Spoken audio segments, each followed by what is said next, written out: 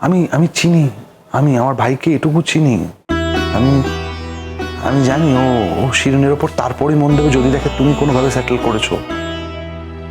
ও এই শরীরের অবস্থা নিয়ে ট্রান্সফার নিয়ে চলে যাচ্ছে, ওর শরীরটা চলে যাচ্ছে, মনটা কি যাচ্ছে। শিরিন ভাবছে ওকে এখান থেকে উপড়ে নিয়ে গিয়ে অন্য জায়গায় রাখবে যেখানে তোমার ছায়া পড়বে না। শুধু কি শরীরের ছায়া পড়ে ঘুরটি, মনের ছায়া পড়ে না? মনের ছায়া তো পড়ে। ও কি দূরে গেলে হয়তো তোমাকে চোখের সামনে দেখতে পাবে না, কিন্তু তোমাকে কি ভুলে যাবে? ভুলতে পারবেই না। আর যতদিন ও তোমাকে ভুলতে পারছে ও শিরিনের ওপর এতটুকু মন দিতে পারবে না কুট্টি। এই প্রবলেমটা কেন তো হওয়ার কথা ছিল না, এই কমপ্লেক্সটা পিকলুর লাইফে আসার কথা ছিল না। এই কমপ্লেক্সটা পিকলুর লাইফে এসছে এবং আমার মনে হচ্ছে এই জটিলতাটায় না পিকলুর জীবনটা শেষ হয়ে যাবে। আমি না কিচ্ছু করতে পারছি না গুড্ডি, বুঝতে পারছো? ও সদ্য মৃত্যুর মুখ থেকে ফিরে এসছে, তারপর থেকে এরকম ডেসপারেট হয়ে গেছে। ও কোনো কিছুর পরোয়া করছে না। আর আমার তাই মনে হয় এইটাই সঠিক সময় ওর সাথে দূরত্বটা বাড়ানোর। এখন ওর খুব একটা কিছু যায় আসে না, কিছুতে কিছু যায় আসে না। তো এই সময় যদি ওকে ধাক্কা দেওয়া যায় না, আমি বলছি যে তুমি যদি এই সময় ওর সাথে দূরত্বটা, কিন্তু তুমি যদি ওর সাথে থাকতে চাও, যদি তোমার মনে হয় তুমি পিকলুর সাথে থাকতে চাও, আমি কিন্তু 100 ভাগ তোমার সাথে আছি। শুধু আমি না, মিঠিও আছে তোমার সাথে, আমরা 100 বার তোমার সাথেই থাকবো। কিন্তু গুড্ডি, আমি জানি তুমি সেটা করবে না। তুমি পিকলু আর শিরিনের সংসারটা ভেঙে সেখানে ঢুকবে না। শিরিন ও পিকলুকে ডিভোর্স দেবে না। একটা জটিল পরিস্থিতি এইভাবেই থেকে যাবে আর আমার ভাইটা একটু একটু করে শেষ হয়ে যাবে গুড্ডি, একদম শেষ হয়ে যাবে। তার মানে সার্চির জন্য আউট অফ প্ল্যান আমাকে বিয়ে করতে হবে, কারণ আমি তো আর কারোর সঙ্গে ঘোরাঘুরি করে সময় নষ্ট করতে পারবো না। আমি জানি আমি কথাটা অবিবেচকের মতো বললাম, অন্যায় বললাম, বাট ওই আর কি, মানে তোমার প্রতি তো শুরু থেকে ইনজাস্টিস করে যাচ্ছি আমরা ইনফ্যাক্ট করে যাচ্ছি।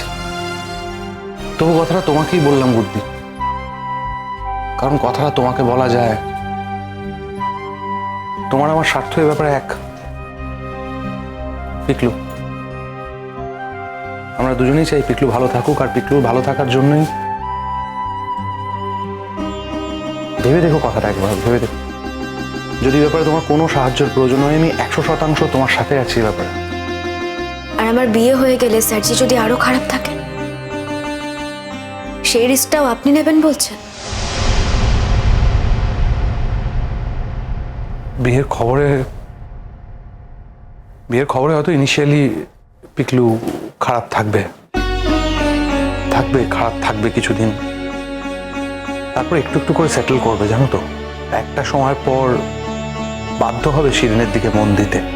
যে মনটা সবসময় এত দোলাচলের মধ্যে থাকে, সেই মনটার জন্য আমি আমার জীবনে এত বড় একটা স্যাক্রিফাইস করব। সেই মনটার জন্য আমি এমন একজন কারোর সঙ্গে সারা জীবন কাটাবো যাকে আমি কখনো মনই দিতে পারবো না। আমি তোমাকে ভাবার সময় দিলাম, তুমি ভাবো গুড্ডি। তোমাকে আজকেই কোনো ডিসিশন জানাতে হবে না। আজকে ডিসিশন জানাতে আমি বলছি না, মানে আমার কথাটা একেবারে ফেলে দিও না, জাস্ট মাথায় রেখো কথাটা। আমি বলছি না যে তুমি লেখাপড়া করবে না, তুমি চাকরি করবে না, তুমি খালি বিয়ে সংসার এসব নিয়ে থাকবে। আমি বলছি লেখাপড়া, চাকরি এ সমস্তর পাশাপাশি তুমি একবার আমার কথাটা ভেবো। তুমি পিকলুর জীবন থেকে যদি জীবনটা সরিয়েই নিয়ে থাকো, তাহলে পুরোপুরি সরিয়ে নাও গুড্ডি। নতুন করে প্ল্যান করো, নতুন করে বাঁচো, নতুন করে জীবনটা শুরু করো। মানে যদি সেটা না হয়, পিকলু যদি এইভাবে পিকলু বাঁচাতে পারবো না গুড্ডি। কি বলছেন স্যার? আমি ঠিকই বলছি। আমার ভাইকে না আমি বড্ড বেশি চিনি। আমি জানি ওর ভেতরে কতটা কষ্ট হচ্ছে, ভেতরে ঠিক কতটা রক্তক্ষরণ হচ্ছে না, সেটা আমি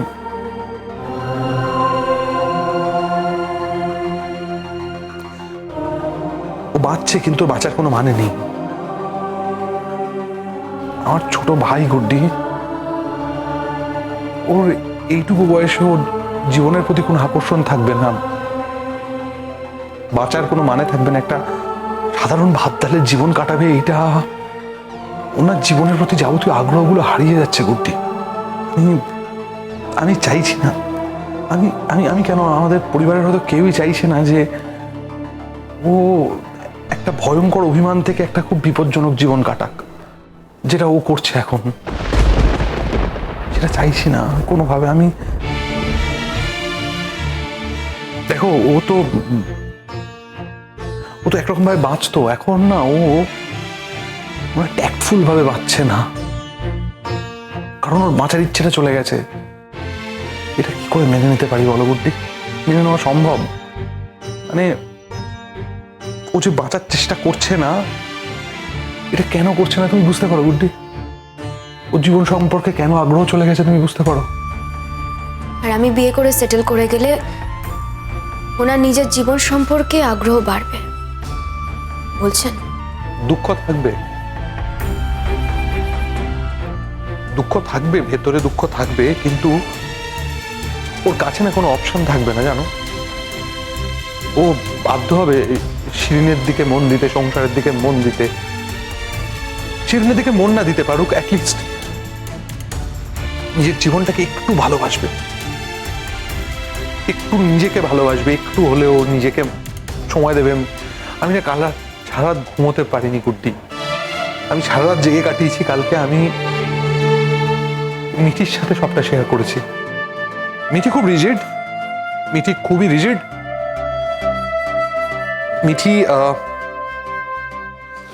মিঠি কোনোভাবে সেটা এটা মেনে নিতে পারছে না, কিন্তু আমি তারপর মিঠিকেও সবটা বুঝিয়েছি গুড্ডি। মিঠি তারপর বুঝেছে।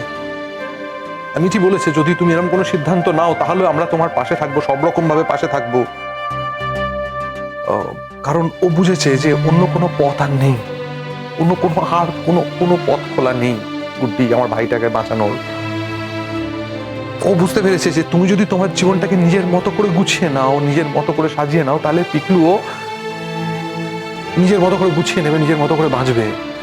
অ্যাটলিস্ট চেষ্টাটুকু করবে গুড্ডি। ও বারবার তোমার দিকে ঘুরে তাকাবে না, তোমার জীবনের দিকে ঘুরে তাকাবে না, অ্যাটলিস্ট ভালো থাকার চেষ্টা করবে, হয়তো ভালো থাকবে। আপনি যখন এই কথাটা আমাকে বললেন স্যার, আমি নিশ্চয়ই কথাটা মাথায় রাখবো। আসছে। এসো।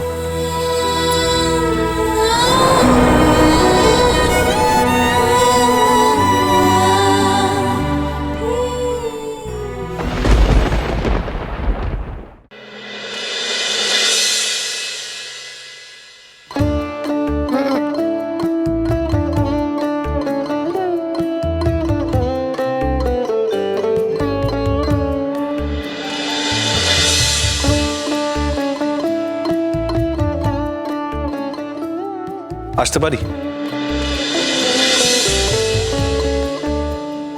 আরে আসুন আসুন।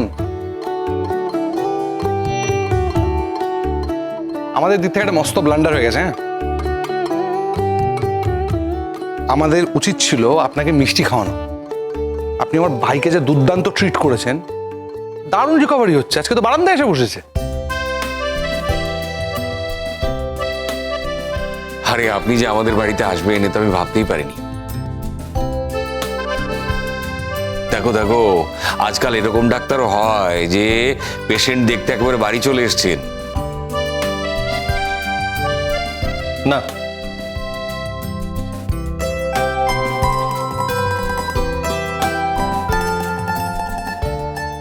শুধু পেশেন্টকে দেখতে আসেনি, পেশেন্টকে ইনভাইট করতেও এসেছি। ইনভাইট করতে? কি ব্যাপার ডক্টর? দেখুন, আপনি এখন যথেষ্ট ভালো আছেন। এই যে আপনার দাদা বলছে আপনি বাইরে এসে বসেছেন, তো বাইরে কেন? আপনার তো এখন হাঁটাচলা করার কথা। উইকনেস থাকবে, কিন্তু তার মানে এই নয় যে আপনি একেবারে হাঁটাচলা বন্ধ করে বাড়ির মধ্যে বসে থাকবেন। এই তো এবার ধীরে ধীরে শুরু করব। আজ সকালে ওকে নিয়ে এই বারান্দায় এসেছি, ভাবছি কালকে বিকেলে ওকে নিয়ে একটু হাঁটতে বেরোবো।